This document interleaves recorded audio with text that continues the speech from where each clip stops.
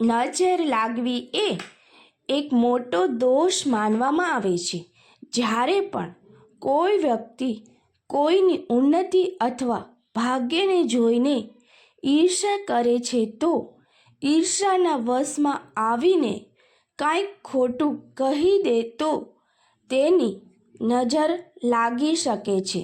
જય માતાજી, જય શ્રી કૃષ્ણ. મિત્રો, આપ અમારા આ વિડીયોમાં અંત સુધી જોડાયેલા રહેજો, જેથી કરીને તમને નજરને દોષ ઉતારવાની સંપૂર્ણ માહિતી મળી રહે, જેથી કરીને આપ નજર ઉતારવાનું શુભ પરિણામ મળી શકે. અને કોમેન્ટ બોક્સમાં જય મા લક્ષ્મીજી અને જય હનુમાનજી લખવાનું ભૂલશો નહીં. જો નજર ઉતારવામાં કોઈ ભૂલ કરવામાં આવે તો તેનું પરિણામ પણ અશુભ આવે છે. એટલે વિડીયોમાં મિત્રો અંત સુધી જોડાયેલા રહેજો અને સંપૂર્ણ માહિતીને જાણજો. મિત્રો, અનેકવાર જોવામાં આવ્યું છે કે નજર લાગવાના કારણે સારો ચાલતો વ્યવસાય પણ રોકાઈ જાય છે અથવા તો તેમાં અનેક પ્રકારની સમસ્યાઓ આવતી રહે છે. મિત્રો, માત્ર નજર લાગવાથી ધંધો જ નહીં, પરંતુ ઘરમાં કોઈ ખાસ વાત ન હોય તો પણ ઝઘડાઓ થવા લાગે છે અને શરૂ કરેલા કોઈ પણ કાર્ય પૂર્ણ થતા નથી. ખાસ કરીને બાળકોને નજર દોષ વધારે લાગતો હોય છે. જેમ કે બાળક અથવા મોટા બંનેને નજર તો લાગી શકે છે, તે બીમાર થઈ જાય છે. જો તમે પણ આવી કોઈ સમસ્યાથી પીડિત છો તો તમે ઘરે બેઠા જ તેનો ઉપચાર કરી શકો છો. સામાન્ય રીતે નાના બાળકને સૌથી વધારે નજર લાગતી હોય છે. તો નજર લાગેલા બાળકના માથા પર એક લોટામાં પાણી અને તાજા ફૂલ લઈને 11 વખત ફેરવી લો અને તેને કોઈ કુંડામાં નાખી દો, જેનાથી નજરની અસર ઓછી થઈ જશે. આ સિવાય તમે લસણ, રાઈ, મીઠું, ડુંગળીની છાલ અને સૂકા લાલ મરચાંને નજર લાગેલા બાળક પરથી 7 વખત ફેરવીને અંગારોમાં નાખી દો. જો તેમાંથી દુર્ગંધ ન આવે તો સમજી લેજો કે નજર લાગી છે.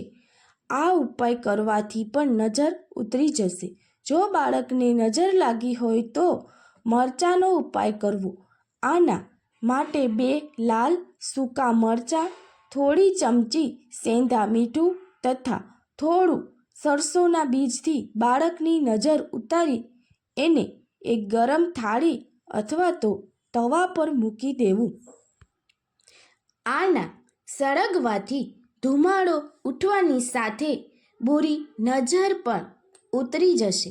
જ્યારે પણ લાગે કે બાળક કે કોઈ પણ ઉંમરની વ્યક્તિને નજર લાગી છે, ત્યારે હનુમાન ચાલીસા અને સુંદરકાંડના પાઠ કરવાના શરૂ કરી દેવા જોઈએ. માનવામાં આવે છે કે ગણતરીના દિવસોમાં જ આપોઆપ સકારાત્મક ઉર્જા આવી જશે. જો કોઈ પણ ઉંમરના વ્યક્તિને નજર લાગે ત્યારે તે પીડિત વ્યક્તિ પર ઉપરથી નીચે સુધી 7 વખત લીંબુ ફેરવી તેના 4 ટુકડા કરી સુમસામ સ્થાન પર ચારેય દિશામાં ફેંકી દો અને આ ટુકડા ફેંક્યા પછી પાછળ ન ફરો. એક ચોખ્ખા રૂમાલમાં હનુમાનજીના પગનું સિંદૂર, 10 ગ્રામ કાળા તલ, 10 ગ્રામ અડદ, 1 લોખંડની ખીલી, 3 સૂકા લાલ મરચાંને લઈને એક પોટલી બનાવો અને નજર લાગેલા વ્યક્તિના માથા પર આ પોટલીને રાખી દો. 24 કલાક પછી પોટલીને વહેતા પાણીમાં નાખી દો. આવું કરવાથી ખરાબ નજરની અસર ઓછી થઈ જશે. ઘરના વૃદ્ધ વ્યક્તિના ચંપલ લઈને નજર લાગેલા વ્યક્તિના માથા પરથી 7 વખત ઉતારી લઈ પછી ચપ્પલના પાછળના ભાગે થૂક લગાવીને જમીન પર જોર જોરથી પછાડો. ચંપલ ફેરવતી વખતે ભગવાન ઓમના મંત્રનો જાપ કરો.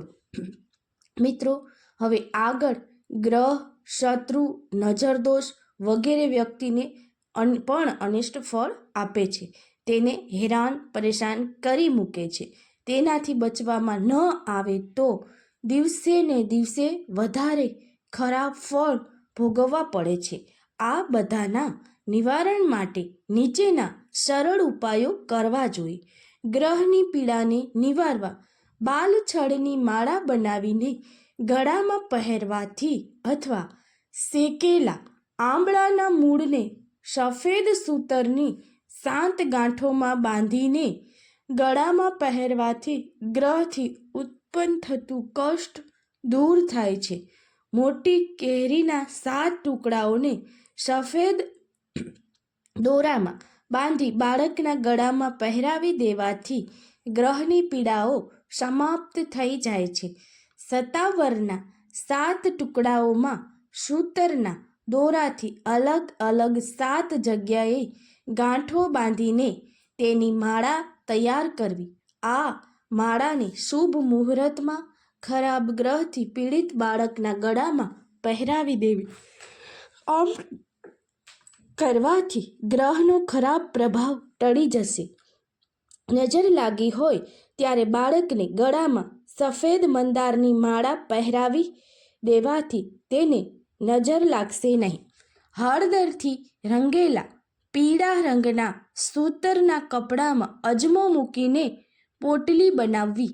તેને કાળા દોરામાં સીવીને બાળકના ગળામાં પહેરાવવાથી તે ઝબકશે કે ગભરાશે નહીં.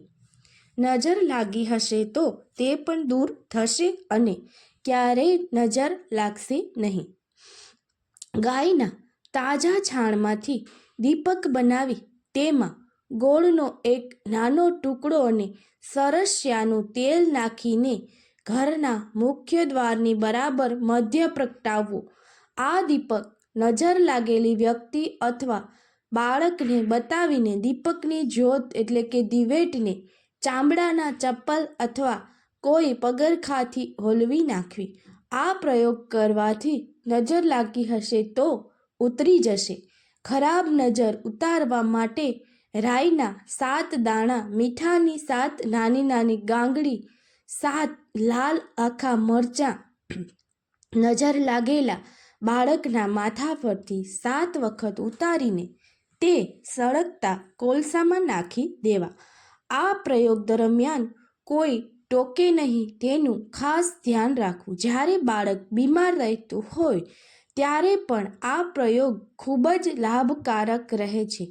કોઈ પણ દિવસે સંધ્યાકાળે ગાયના કાચા દૂધને માટીના કોઈ વાસણમાં ભરીને ડાબા હાથે નજર લાગી હોય તે બાળકના માથા પરથી 7 વખત ઉતારીને 4 રસ્તે મૂકી આવવાથી અથવા કૂતરાને આંખ પીવડાવી દેવાથી નજર દોષ દૂર થાય છે. એક વાતનું ધ્યાન રાખવું કે જે કૂતરાને દૂધ પીવડાવો તે પાળેલું ન હોવું જોઈએ. બાળકને ભૂત પ્રેત અને ખરાબ નજરથી બચાવવા માટે તેના પારણાના કોઈ પણ ભાગ પર એક આખું લાલ મરચું, સિંદૂર, લોઢાની અણિયારી ખીલી અને આખા અડદના દાણા આ બધી જ વસ્તુને સૂતરના કપડામાં પોટલી બાંધી દેવાથી બાળકને ખરાબ નજરથી બચાવી શકાય છે. કર્મચારીઓ પર નિયંત્રણ માટે કોઈ પણ શનિવારે પ્રાતઃકાળે ઘરેથી ફેક્ટરી અથવા ઓફિસ જતી વખતે માર્ગમાં કોઈ પણ લોખંડની વસ્તુ કે ખીલી લઈને ખિસ્સામાં મૂકી દેવી. કાર્યસ્થળે જઈને તેને ગંગાજળ વડે ધોઈને શુદ્ધ કરવી. પછી આ ખીલી કે વસ્તુને રૂમમાં અથવા હોલ કે જ્યાં કર્મચારી બેસતા હોય ત્યાં જડી દેવી. જો કે આ ખીલી તેમની નજરમાં આવવી જોઈએ નહીં. જ્યાં સુધી આ ખીલી પોતાના સ્થાન પર રહેશે ત્યાં સુધી આપનો કર્મચારી ગણ પણ સ્થિત રહીને કાર્ય કરતો રહેશે તથા નોકરી છોડીને નહીં જાય. વેપારને વધારવા દિવાળીની રાત્રિએ લક્ષ્મી પૂજન કર્યા પછી કાચા સૂતરના કેટલાક દોરા એક સાથે રાખીને તેને આંબળો ચઢાવી દોરડા સમાન બનાવી લેવા. લક્ષ્મીજીના પૂજન સ્થળ પર તેમનું ધ્યાન કરતાં કરતાં આ પ્રક્રિયાને પૂર્ણ કરવી. સૂતરની આ દોરી પર કંકુના છાંટા છાંટી આખી રાત પૂજા સ્થાનમાં રહેવા દેવી.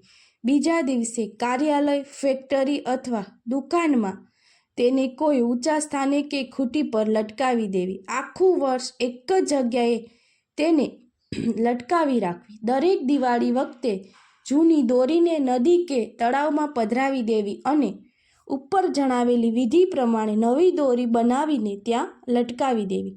આ પ્રયોગ કરવાથી ભાગીદારીમાં ક્યારેય સમસ્યા ઊભી નહીં થાય અને વેપાર વધશે. મિત્રો, આશા રાખું છું કે તમને આ માહિતી પસંદ આવેલ હશે અને કોમેન્ટ બોક્સમાં જય મા લક્ષ્મી લખવાનું તમે ભૂલશો નહીં. આભાર મિત્રો. જય શ્રી કૃષ્ણ. જય માતાજી.